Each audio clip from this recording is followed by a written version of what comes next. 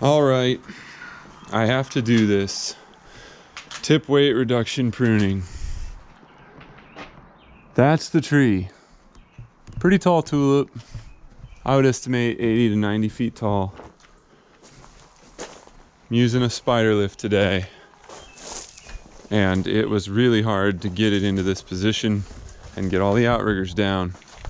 So I came down to get my little handsaw so I can do some tip weight reduction pruning, which is normally really hard to do if you're climbing. But with a Spiderlift, it is nowhere near as bad. I wanted to shoot a video and share some tips along the way. I'm gonna put my helmet on.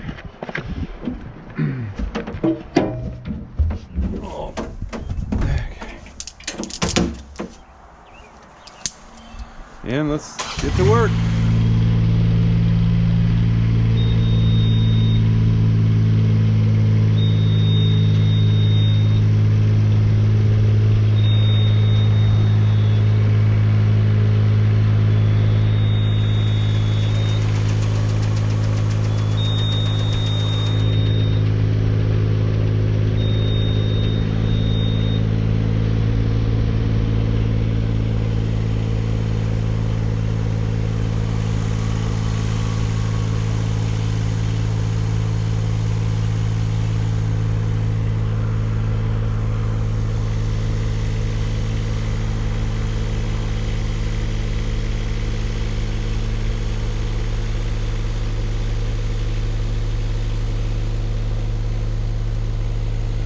Now that I'm a little further away from the motor, you can hopefully hear me better. The lower boom, you got to be very careful not bumping into neighboring tree branches or any tree branches. We're gonna raise up, but you'll notice that I'm like just touching the tips there. I don't like it, but I'm working around it.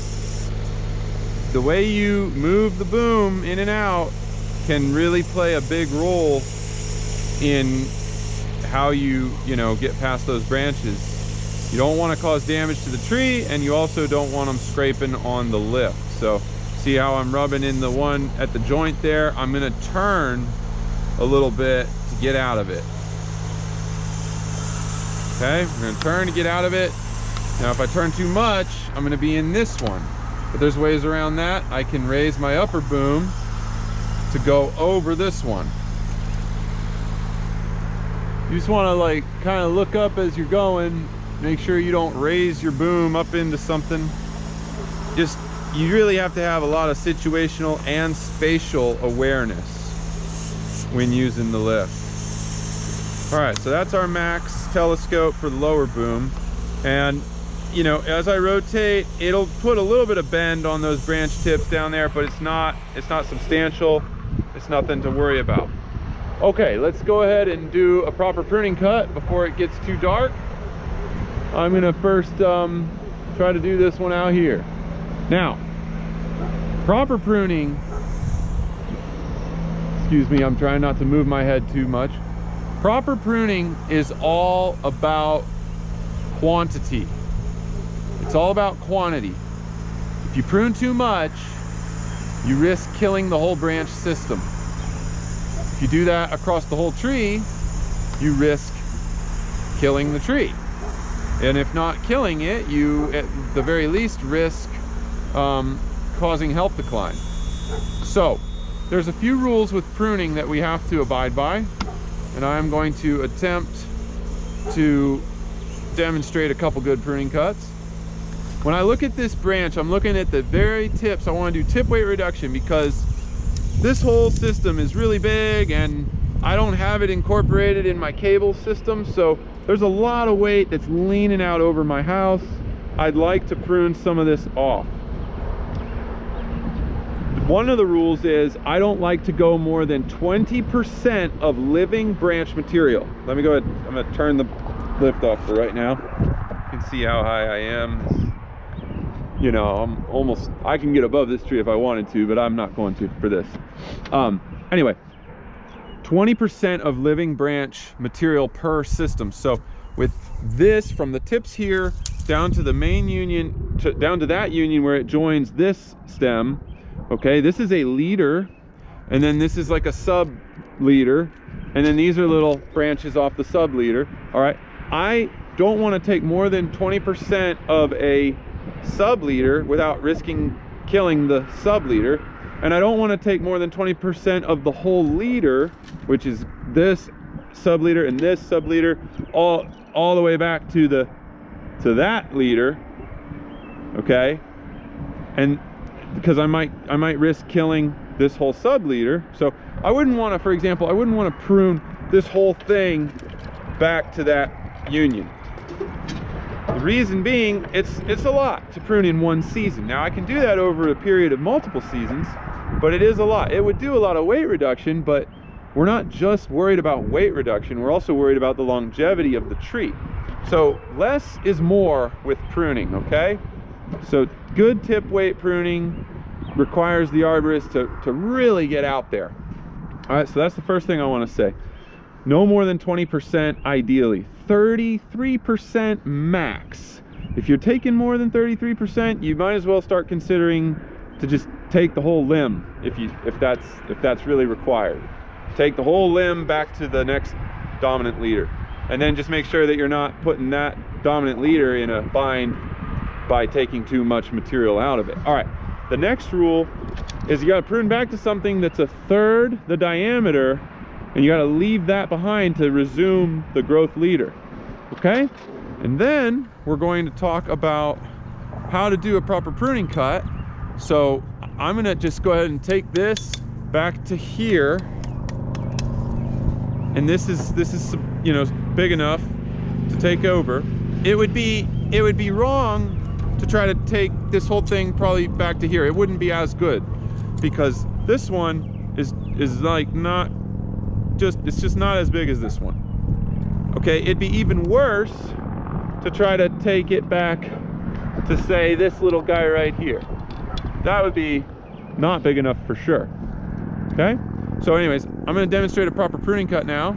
I'm going to do the 3-cut method. I'm going to take the weight of this system off. The weight of the branch is going to come off so that it doesn't peel past the branch collar. And the way that we do that is we come up a little bit and do an undercut. Then we hold on to it and do our top cut. And then we have to find a place to throw it, which, oh, is hard to do. All right, here we go. Throw it. Okay. The last thing that we do is we do our final cut just outside the branch collar. You don't want to injure the branch collar tissues, because there are special tissues that help the tree compartmentalize. If you clear them out, then decay spreads more rapidly. Okay, so that's a proper pruning cut. Now, in order to keep doing some weight reduction, maybe I will get rid of this whole system. I'll prune it back to here. But I'm probably not going to want to take it all in one shot. Let's go out there and prune that one.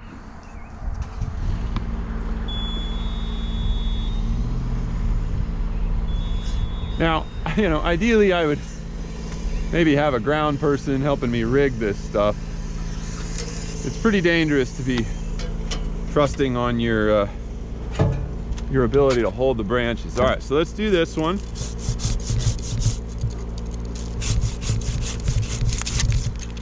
Okay. All right, once again, we need to throw it. Now, if I wanted to, I could have just done that and leave this one as, you know, the takeover branch. But then I'm training the tree to grow more out like that. Whereas in this cut, I'm training the tree to grow, you know, more up and away. I don't want the lateral outreach to continue as much. I'd rather it stay more compact. So I would prefer to have this upright as opposed to having a lateral going further out. In this case, it's not going to be too much if I just take this entire branch back to the sub leader here. So that's what I'm going to do. The reason why I did that first cut was just to make the size a little bit more manageable for myself.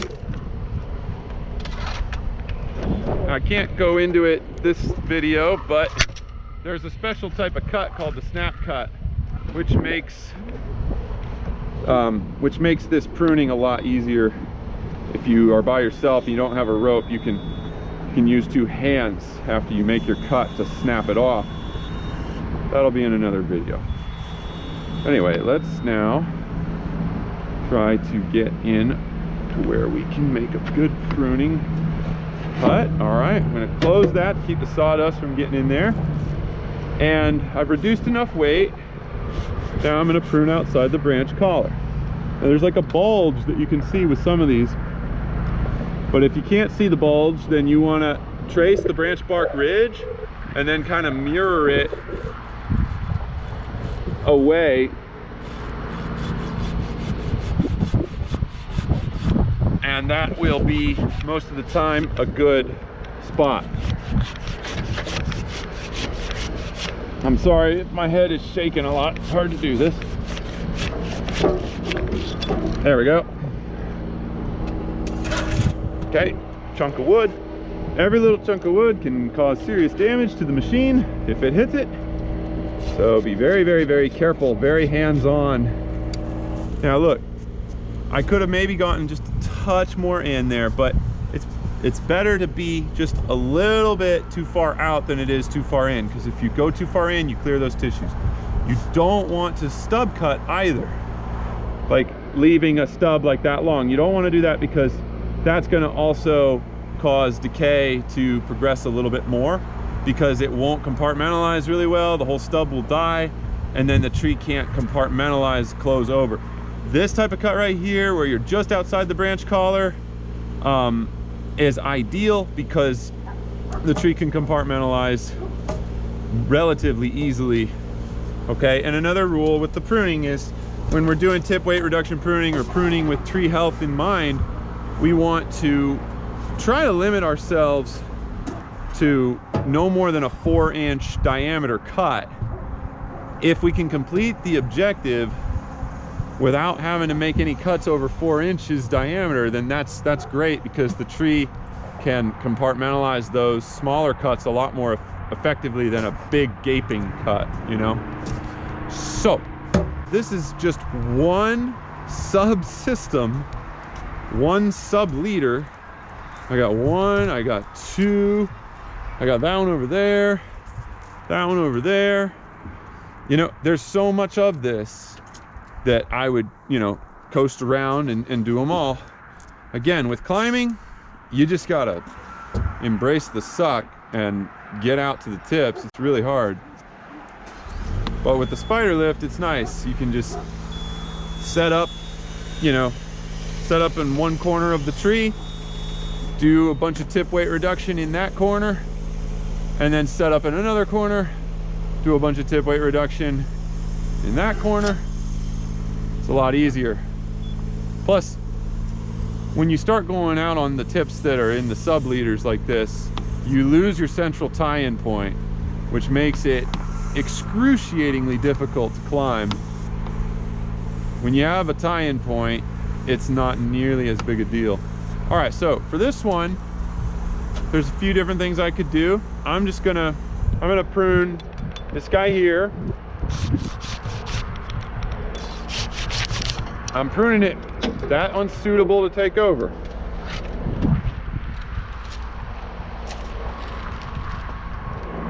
And then I'll probably just take this whole one out right here. Just take the whole thing, and that's probably all I'm gonna do.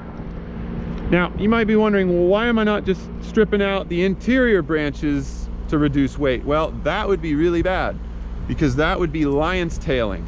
We really don't want a lion's tail when we prune, because that trains the tree to have all of its growth concentrated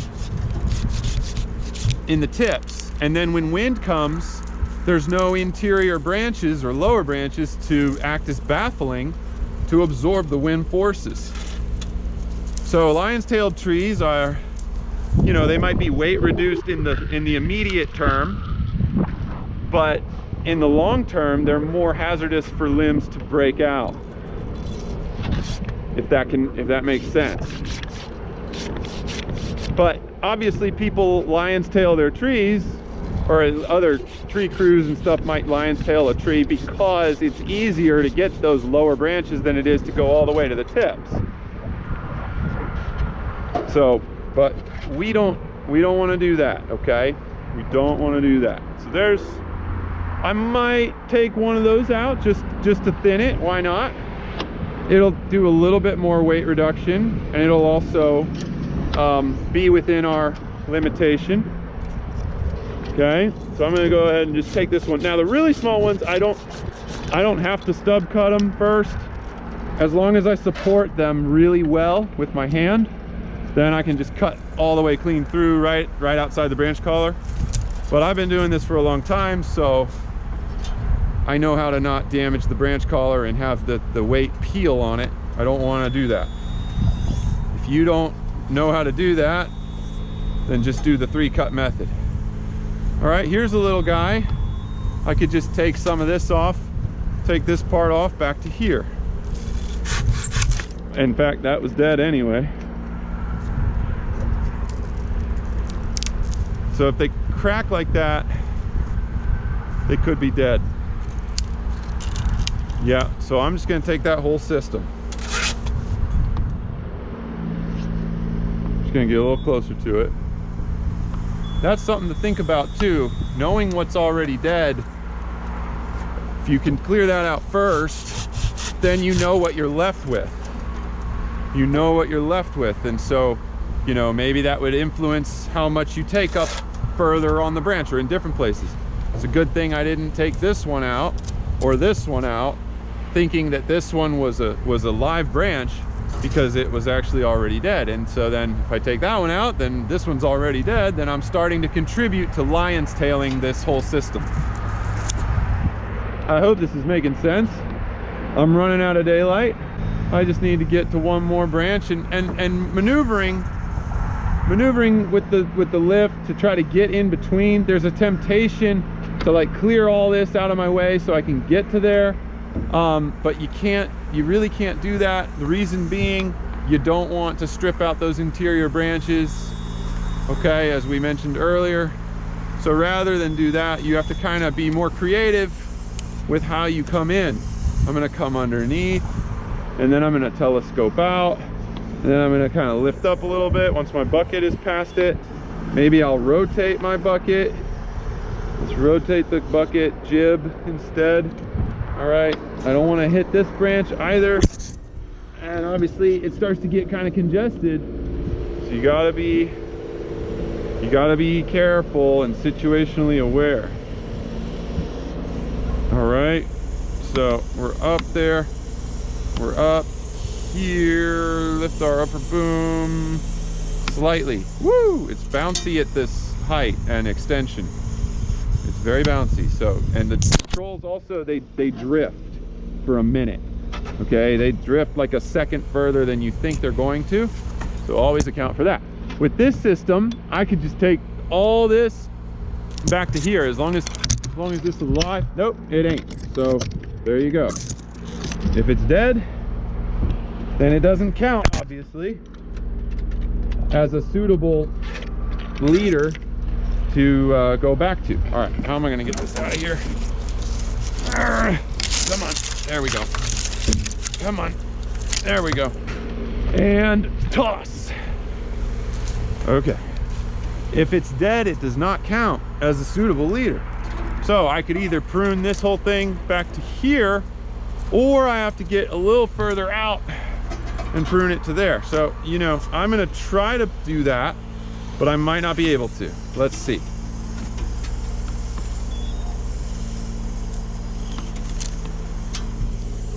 Oh man, it's so tight. It is so tight. Let's try to rotate our basket. Push that. You gotta be really careful with all these little branches.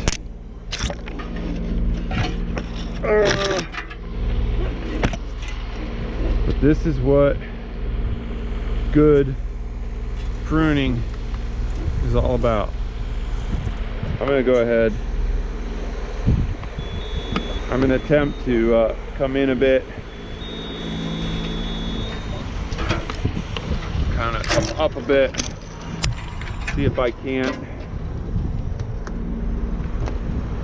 Let's see if I just can't reach out. All right, if I go just a touch more, I've got it. Okay, right there. You can get away with putting some pressure on these branches, but you just, you know, as a general rule, you don't want to do it too hard. All right, so I'm gonna prune it back to here as opposed to down there, and that keeps more of the branch intact. Now, with tulip, I know that they don't peel very much, so I'm going right to the branch collar, and I'm getting away with it. It's a little faster. But with oak or hickory or something like that, I would probably not be doing that. I would be reducing the weight and then doing my final cut like I showed earlier. Okay, now the tricky part of somehow figuring out how to get this guy down. All right, we're gonna lower our jib, pull that limb out off our basket. Got to be very careful with all your hoses. Okay, you have there's lots of these hoses. I want to lower my jib a little bit so that my hoses aren't like going into this branch before I telescope back in. Then I'm going to pass this. I'm still holding on to this. I'm going to pass it underneath, hold on to it. Okay, telescope in some more. Here we go. All right, I feel really good about this. I did this whole leader in a fraction of the time and energy that it would have taken to climb.